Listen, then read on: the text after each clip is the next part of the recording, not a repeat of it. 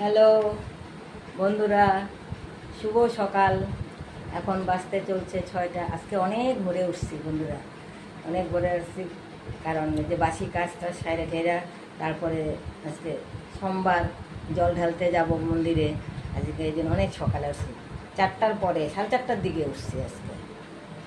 হ্যাঁ বন্ধুরা, তোমরা যে যেখান থেকে যেখানে আসো, আশা করি ভালোই আসো, আমিও ভালো আছি।